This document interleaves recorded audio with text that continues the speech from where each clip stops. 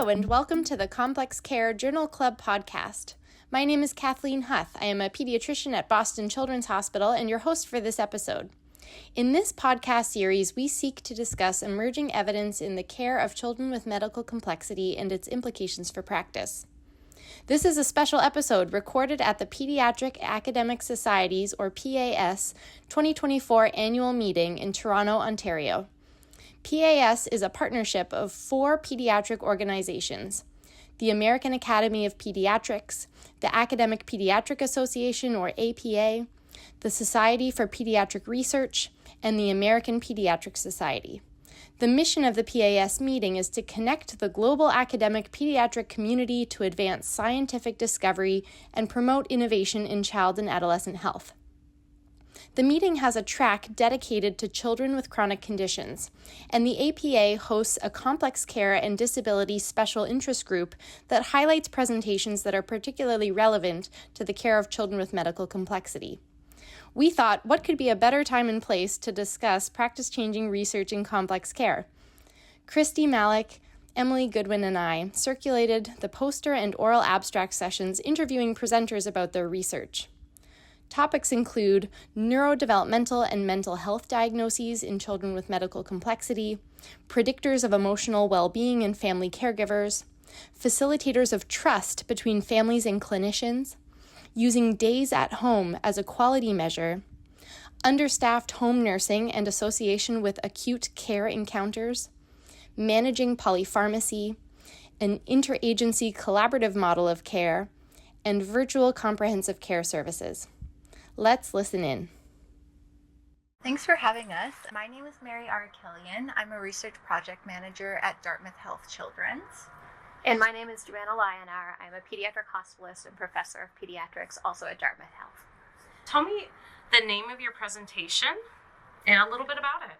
Our presentation is called Neurodevelopmental and Mental Health Diagnoses in Children with Medical Complexity. And basically, we use this large all-payer claims data set to really characterize the prevalence of neurodevelopmental and mental health conditions in children with medical complexity, comparing that to the reference population of non-complex children.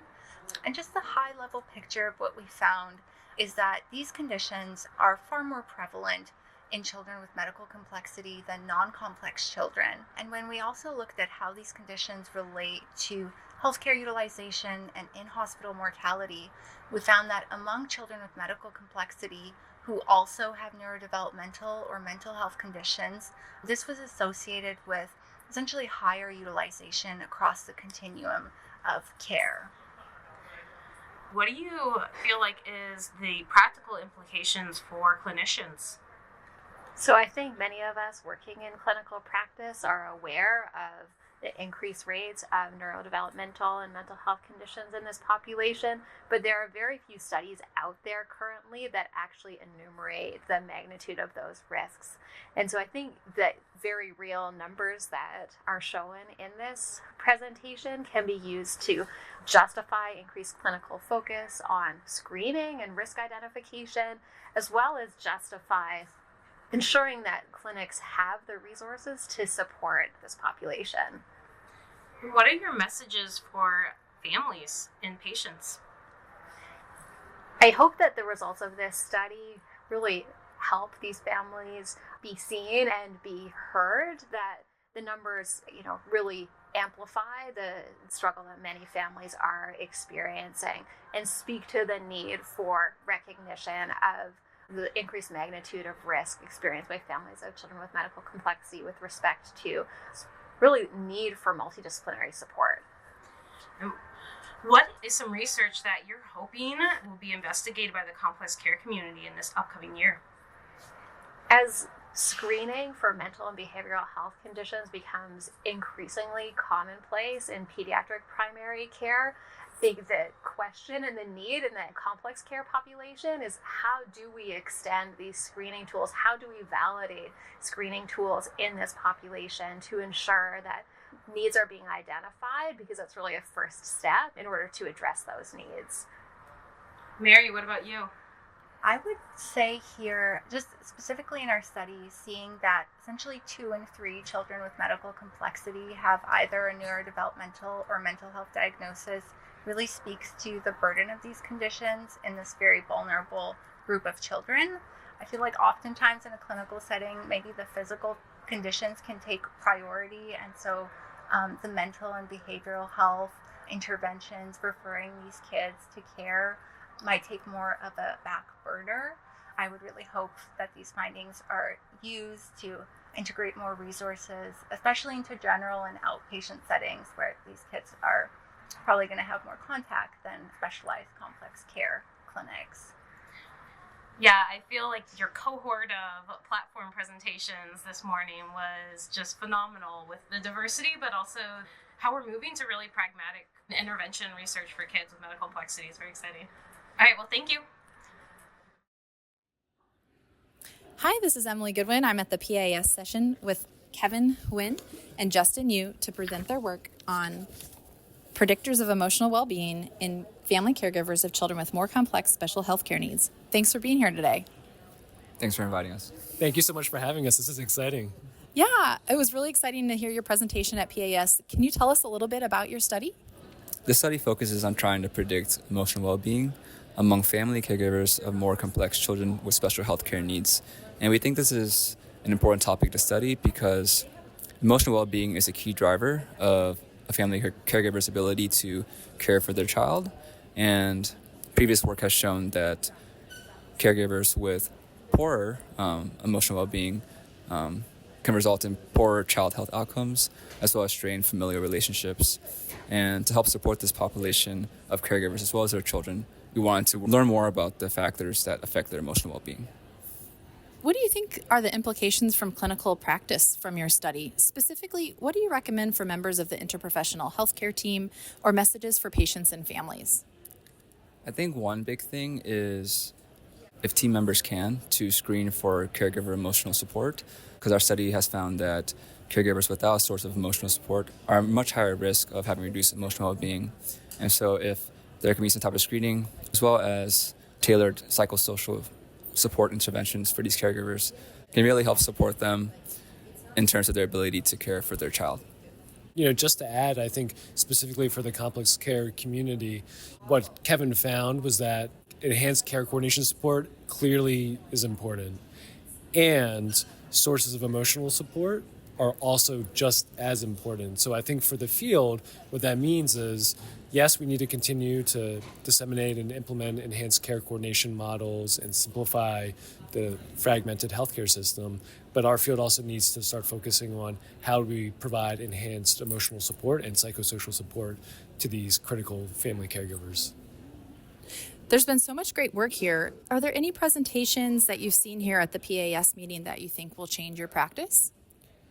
Sure. I just wanted to call out, and I believe her name is Stephanie Kokuras. She gave a presentation at one of the concurrent sessions, as well as having a poster about a shared decision-making video tool for families facing the decision of whether or not to undergo tracheostomy. One, it was just awesome work, and I'm really thrilled that they're already implementing it for their families.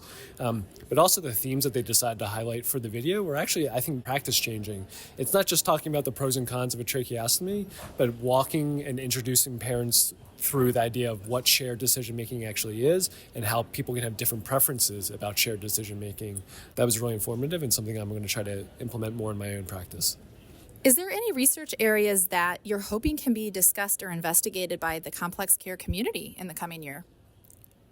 I think one thing that would be worth investigating would be the relative effectiveness of different types of emotional supports for caregivers, such as peer-to-peer navigators, parental support groups, as well as virtual support groups. I also think it'd be interesting to study how caregivers are affected by community support groups, such as church or their family members or friend groups, and how it affects their ability to care for their child. The one other thing I would add is I think a future direction for the field, in addition to developing and testing peer-to-peer or parent-to-parent support groups, are dedicated psychosocial interventions. In the broader caregiving literature in other pediatric populations, there is a plethora of well-developed and effective psychological interventions, hail from the CBT domain. We can adapt those for our population, but we just have to adapt them and then test them. Thank you for all the work you do and your contributions to the complex care community. Thanks so much for having us. Great work, Kevin. Thank you. Hi everyone, I'm here at the PAS poster session with Dr. Tammie Dewan from Alberta Children's Hospital in Calgary, Alberta. She's here presenting her poster on trust between parents of children with medical complexity and their child's physicians, facilitators, and barriers. Thanks so much, Dr. Dewan, for being on our podcast. Can you tell us a little bit about your project? Sure. So we were interested in finding out more about how trust is built between parents of kids with medical complexity and physicians, specifically during the course of inpatient care. The reason we're interested in this environment is really twofold. One is because it's a very high stress, high stakes environment. And secondly, often families are working with physicians that they may not have an ongoing relationship with. So we wanted to see how trust was built in that setting. We did qualitative interviews of 16 parents of kids with medical complexity at Alberta Children's Hospital, asking them questions about how trust was built, what facilitated trust, what barriers existed to trust formation, and how they felt about physicians trusting them, so the nature of reciprocal trust. When we analyzed these interviews, we were expecting to find some core principles about how to build trust, and to some degree we did. And you can see that some of our themes related to a lot of the aspects of patient and family-centered care. So things like collaborating effectively, both with families and other members of the team, maintaining flows of communication, practicing child and family-centered care, were all themes that came up in our interviews. But a couple of things were novel and a bit unexpected. So what we've described as our meta theme, which basically runs through all the other themes, is the need for situational awareness and personalization of relationship building. So situational awareness is sort of a deliberate knowledge of what different elements and circumstances apply in a given situation. And families of kids with medical complexities identified a number of different things. So first of all, they wanted you to know about their child as an individual. Secondly, they wanted you to know what they preferred in terms of psychosocial support for themselves, as well as communication styles and types of information that they wanted. And finally, you needed to have some of the historical context. So families often had some really key experiences related to trust building, which could have been episodes of broken trust or medical error that had a really lingering impact on their ability to form relationships. And having these stories and narratives and having an awareness of them was really crucial in forming relationships from a parent's point of view. This is such powerful work. Thank you so much for sharing. I'd love to hear what you think the implications are for clinical practice drawn from your study. So this is something we're working on already. What we'd really like to do is transform these, what we've discovered in these principles into something that can be practiced at the bedside. And for now, what I would encourage clinicians to do based on our results is to develop some questions that they can ask that will help them to gain some of the situational awareness that they need. So things like what parents prefer in terms of communication, or what really important experiences have they had that they think we need to know about. And we're hoping to formalize and standardize this more in a knowledge translation project coming up out of this work. That's fantastic. What are your messages for patients and families? So one message that I would like to have patients and families take from this is an invitation to be really open as much as possible with their healthcare providers and share some of these stories or preferences that may help that relationship to form more strongly. I would also say that we have another study going on right now looking at physician perspectives on trust building, and I think it will be really interesting for patients and families to hear more about how physicians view this relationship. What is one article you've read this year that you think is practice changing? I think it just came out last week. It was the update to the dystonia and cerebral palsy guideline by Darcy Fellings and her group. And one of the reasons I found that such an impactful paper is the focus on shared decision-making and value incorporation into the treatment plan, as well as an emphasis on an individualized trial of medication with careful monitoring of effect and discontinuation if not effective. So that was another thread that ran through the paper that I found really important and impactful for my practice. What is one research area that you're hoping can be investigated by the complex care community in the coming year?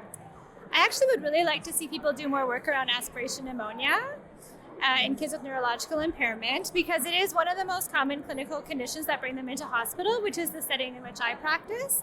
And at least in Canada, we found a lot of practice variability just anecdotally in terms of what antibiotics are used to manage this condition. So I think it might be one of the complex care contributions to a Choosing Wisely discussion. Thank you so much, Tammie. Really appreciate it. I'm Caleb Easterly. I'm an MD PhD student at UNC Chapel Hill. Can you tell me the name of your presentation and a little bit of highlights summary from it? So the name of the presentation is Days at Home Among Children with Medical Complexity, Differences by Payer and Place of Residence in North Carolina. So we took claims data from Medicaid and from a private insurer in North Carolina and compared this measure of days at home between the public and privately insured children with medical complexity, and also looked by race and ethnicity and urban rural residents. And what was the findings that you highlighted during the presentation? One of the goals was to establish this measure among children with medical complexity, looking at the number of days in the year that they don't have a medical interaction, which we're calling days at home. So we just wanted to describe that number among these kids. And then the other goal was to take a first step in evaluating it as a quality measure for a health plan or for a care coordination trial. So really the big takeaways are that days at home were associated with what we might consider as barriers to access to care. So living in a rural area, these kids had higher days at home. Also, kids with private health plans had higher days at home, and they might face more costs for each individual appointment, so they might end up having fewer appointments than kids on Medicaid with the same level of medical complexity. And then we also found that kids with more marginalized racial ethnic statuses had higher days at home, and we know that those kids tend to have lower access to medical care. Also, at this stage, it's tough to imagine it as a population-level quality measure that wouldn't be confounded by access to care and underlying medical complexity as well. One of the things that you talked about during your presentation is that you really can't describe the quality of days at home. Anything you want to say specifically about that? Yeah, I think we want the kid to get the best care possible, and we also want the parents to be able to manage things, So it's hard to know whether the kid was supposed to be in a specialized daycare, and the specialized daycare canceled, so now they're at home, and the parent has to take the day off work. Or maybe the kid was supposed to be in school, and now they're home and they're not getting therapy in school, so it looks like a day at home, but it's actually something that we don't want. So I think without talking to people, talking to families, and investigating what makes a good day at home, it's really hard to say that every day at home is a good day. We just can't make that statement. And what do you think your study adds to clinical care? What would you say for members of interprofessional care teams based on your research? As a profession, I think in general, there's a lot of conversation about care coordination. And I think that's something that could really have a big impact in terms of lessening the burden on children and their families. So to the degree that 3 appointments can happen in one day, or seeing 2 specialists can happen at one site, I think that really makes it a lot easier on families. And then we'd be going from 2 or 3 days with a medical encounter in a week, or in 2 weeks, to 1 day with a medical encounter in a week. And that really opens up the child's life for a lot of social, family, and educational time. And what is your message for families? I think we definitely want to hear more from families about, balancing time at home, getting supportive care in the home. We hope to talk to you more. And what's one research area that you're hoping can be investigated by the complex care community in the upcoming year? I just went to this really interesting talk on the social ecology of child development, and it was talking about the different ways that we can support flourishing among children. And they really didn't bring in medical complexity or special healthcare needs, aside from saying that kids that have more adverse childhood experiences and fewer positive childhood experiences tend to have higher medical needs. But I think it'd be really cool to see what flourishing looks like for children with medical complexity and how to measure that. Is there any other posters or presentations that you've seen that you think is pretty impactful? Yeah, in my session there were a couple of presentations on home health, and I think that's a really important area of research. The supply of home health care we know is far too low in many areas, and I think that's a really important resource for families. So I'd like to see more about home health. Well, thank you so much for this conversation today. Thank you. Hi, this is Emily Goodwin. I'm with Maggie Wright, here to talk about her study, Understaffed Home Nursing and Acute Care Encounters in Children with Medical Complexity. Thanks for talking with us today, Maggie. Thanks so much. Glad to do it. Do you mind telling us a little bit about your study? Absolutely. We conducted a retrospective cohort study comparing home nursing understaffing to rates of acute care encounters in children with medical complexity. And we found that CMC who had 50 to 70% of their nursing hours staffed had an increased rate of acute care encounters compared to those with greater than 90% of their hours staffed. And this initial finding helps us draw a link between the understaffing of home nursing services and risk of unplanned healthcare utilization with an emergency department visit or hospitalization. And with the dynamic nature of home nursing services as a part of overall home health services, as well as the complex network of medical and social supports that families rely on to thrive at home and in the community. In our future work, we hope to learn more about the other formal and informal supports that families of CMC lean on in the face of home nursing shortages. We hypothesize that instability in home nursing, meaning unexpected changes in staffing quantity or quality, may be playing a role in how this service supports maintaining CMC health at home in ways that we haven't been able to measure yet. Home care health nursing shortage is such a major issue that many children with medical complexity face. I wonder, could you tell us, what do you think are the implications for clinical practice drawn from your study? Specifically, what do you recommend for members of the interprofessional care team or messages for patients and families? I guess our main message for both the interprofessional care team and for families from this work is to keep open lines of communication about what's working and what's not for staying healthy at home as we work to better understand the impact of the distribution of current home health resources. More than anything, these findings provide initial evidence for a link between staffing of home nursing and acute care utilization, which ultimately we hope is valuable to policymakers regarding allocation of funds to Medicaid and other programs to support the health of CMC at home and avoid hospitalizations.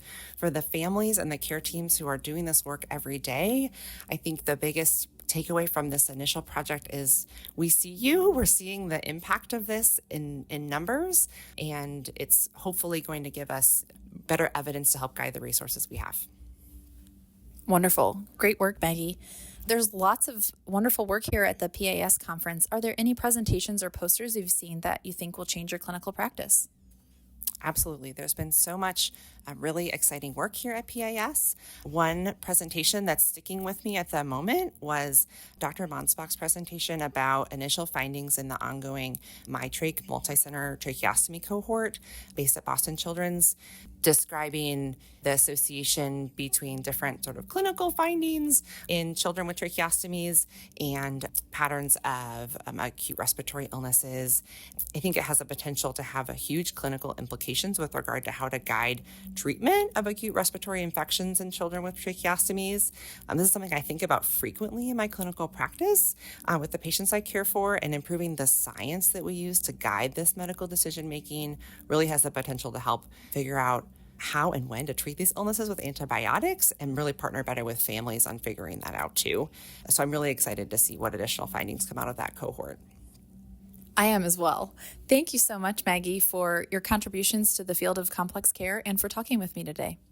Thanks so much. I'm here with Miss Julia Reedy, a qualitative analyst at University of Colorado, who is here at PAS presenting her poster on the challenges of managing pediatric polypharmacy for children with medical complexity in the primary care setting. I'd love you to tell us a little bit about your study. Sure. What I presented on at this conference was baseline data from a randomized control trial for a pediatric medication therapy management intervention. And so for the baseline data, we really wanted to understand what the different medication-related responsibilities are across clinic roles in a complex care setting. So not just thinking of those prescribing providers, but also thinking about nurses and triage nurses, MAs, and we also have an embedded pharmacist in the clinic. So thinking really comprehensively of all of those different pieces that go into managing medications for this complex population. And then to understand the challenges with polypharmacy. So for polypharmacy, we're talking about more than 5 medications, oftentimes many more than 5 medications. So thinking about the different challenges that exist at multiple levels, obviously there's the patient level and those patient safety challenges. And then related to that, there are a lot of different clinical and systematic challenges with managing polypharmacy in this population. What did you do in your study? What was your methodological approach? So this was a qualitative study. So we conducted 16 interviews with providers in a complex care single site setting. We did a thematic analysis of that data and came up with a number of themes. One, that care coordination is so important. So thinking about medication ownership across the primary care setting as well as across multiple subspecialties. We also know that children with medical complexity have unique challenges, complex high-risk medication regimens. And then we're envisioning these challenges in a cyclical way where we have these systematic challenges that create these situations where polypharmacy is really prevalent and medications are not always optimized, which then contributes to strains on resources, which then further contributes to polypharmacy. So it really is this sort of vicious cycle. And so having additional support to help optimize and manage those medications is going to be really important. What are the implications for clinical practice drawn from your study?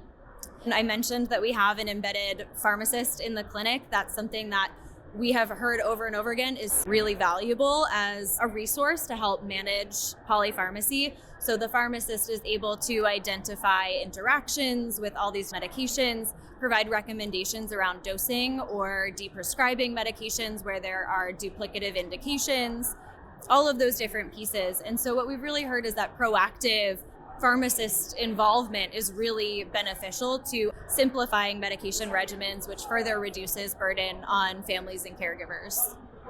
Beyond pharmacy involvement, just knowing that this may not be available for many people, what are your specific recommendations for interprofessional care teams who may be looking for other solutions?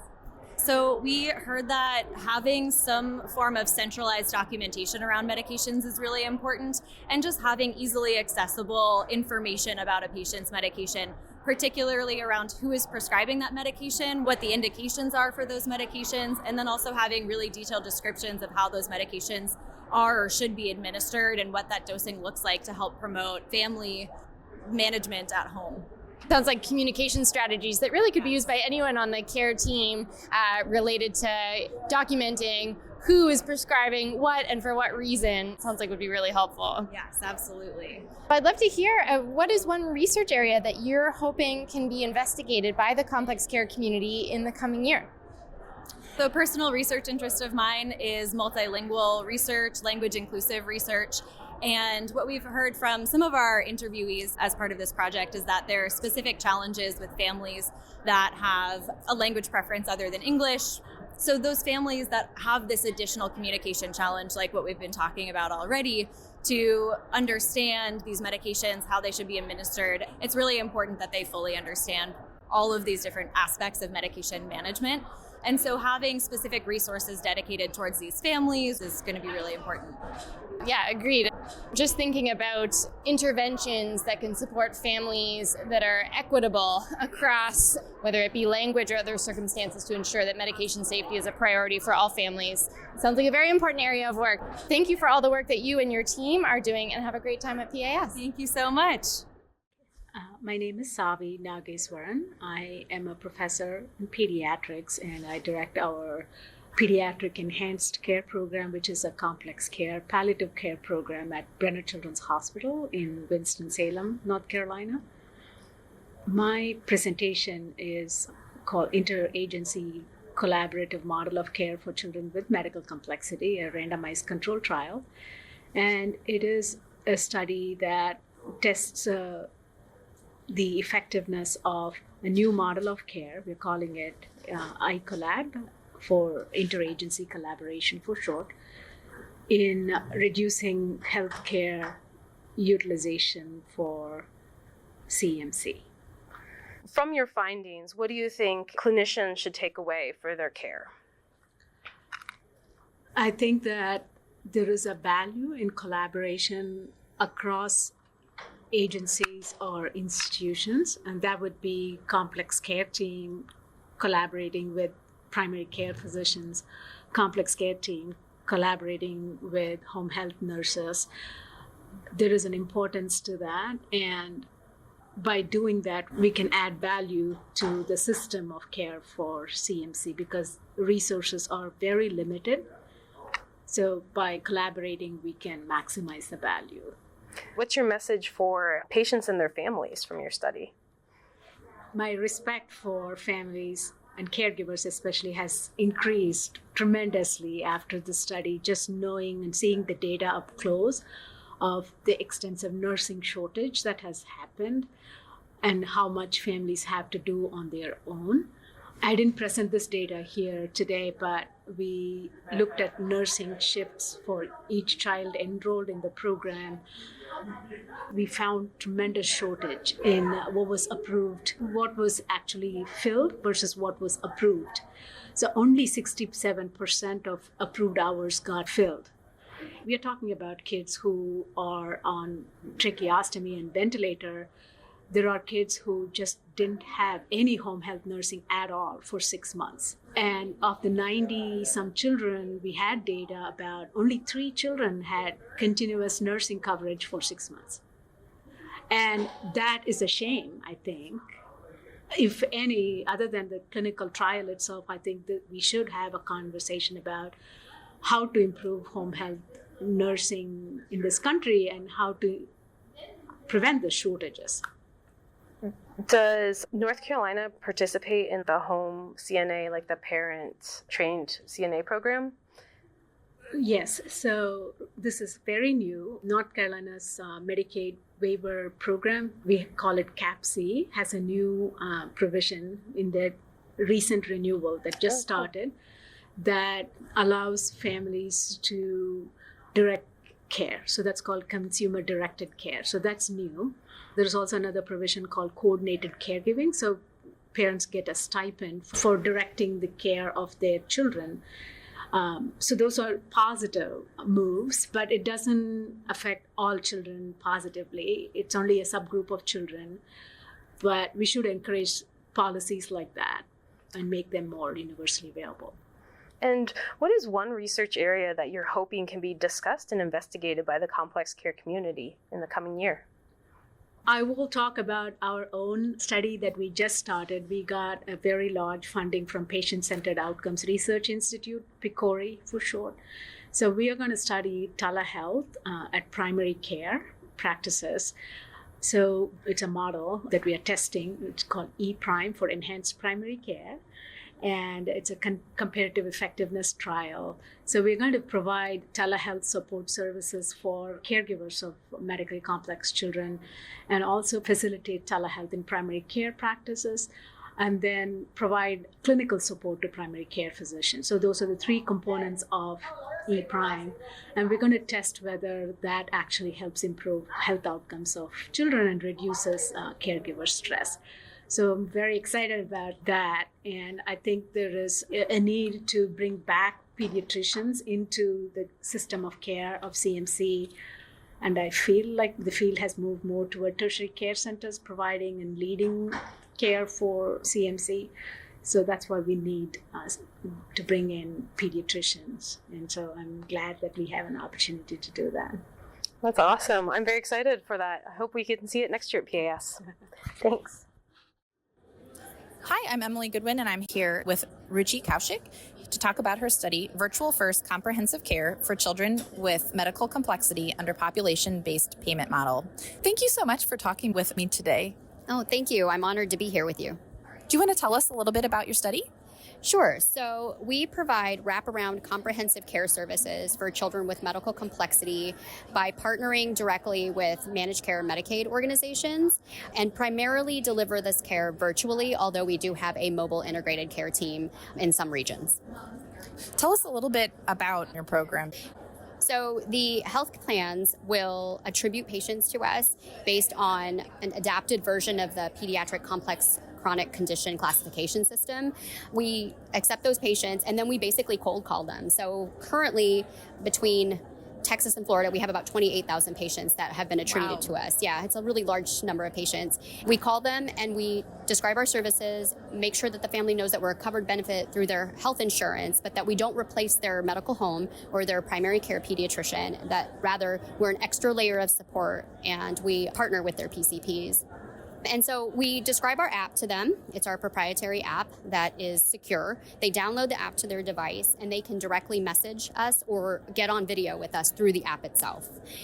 We have a variety of core services, and then we have elevated services above that depending on the need for the family.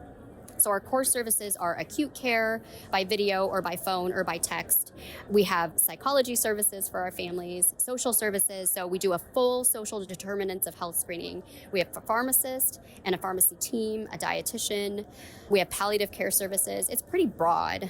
For our families that have children with technology or behavioral health issues or severe mental illness, they get an elevated level of care. So they'll have longitudinal services to prevent issues like central line infections, a G-tube coming out, and how to replace that in the home. Really, our goal is to increase safe days at home. What have you found so far? So over the last 16 months, patients have been attributed to us in large groups at a time. We have been able to prevent over 1,500 emergency department and urgent care visits for roughly 6,000 patients. Of the 28,000, we've now enrolled 6,000. And we've been able to decrease the total cost of care by 15% for these families. Wow. Yeah, it's pretty exciting. What do you think are the important clinical implications from your study, specifically for members of the interprofessional care team and for patients and families? So I know this is very cliche, but it does take a village to help a child and to raise a child. And I say that because, just as I said, we don't replace the medical home. The family is at the center of the care that we deliver and the circle, the big arms that we're creating around them with the PCP near them, their medical home near them. But it takes multiple people. There are so many gaps in care that remain that families face every day. But being able to fill those gaps with acute and longitudinal care, and then also the other pieces, the non-medical drivers of health that so many of us feel so challenged in our clinics day to day, trying to address, that are above us, that are systems-based and we can't manage. It's so exciting to be able to address those as well. I also think that a diversity of a team can never be the wrong way to look at things. Having diversity of thought and perspective. People will come to you with ideas about what the family might be facing that you couldn't have thought of on your own. There's a lot of literature right now that shows that people that go into medical school tend to have a higher socioeconomic status than so many of the families that we treat. So when you think of a house and what services a family has, you can't imagine what their house looks like. And I think the pandemic opened a lot of that up to us because we could, through telehealth, see what was in a family's home. In addition to diversity of thought, having a diverse team of various ethnicities, language proficiencies, and race is really important because, again, when we don't have that cultural context, it's really hard to help our families that are coming from a completely different perspective. That's fantastic. What is one research area you are hoping that can be discussed or investigated by the complex care community in the coming year? So I have a lot of interest in DEI work right now, a quality improvement project that I would like to initiate within my organization. When we got our information about our patients from the health plans, a lot of the race, ethnicity, and language proficiency data was absent. And so we had to kind of make our way when we would call them and figure out how to insert this. And that's not always an easy question to ask on the phone from somebody that we've never spoken with before. But I want to improve how we document these because I can't determine whether we're providing equitable care if I don't even have the data behind what their background is, especially the language proficiency. That's really important to us. We do partner with a language line and can use any number of interpreters, but I want to demonstrate that we are providing equitable care across all of our patients and families in each of the states that we deliver our care. Wonderful. Thanks for being here today. Oh, absolutely. I was happy to do it, and thank you for inviting me. We've highlighted only a sample of the emerging research in complex care shared at PAS. To summarize, a lot of the presenters highlighted the importance of moving towards meaningful measures and intervention in terms of home and community supports, medication safety, and fostering child and family well-being in the context of trusting relationships. Kristie, Emily, and I want to thank all of the speakers for their time and for advancing the field of complex care. And thank you for listening to the Complex Care Journal Club podcast. We aim to highlight research that has the potential to be practice-changing, that values patient and family engagement, is relevant across disciplines and diagnoses, and uses high-quality or novel research methods. We invite you to join the conversation by suggesting an article that you would like to see discussed in this podcast using the form provided on the OPENPediatrics YouTube channel. Thank you for joining us.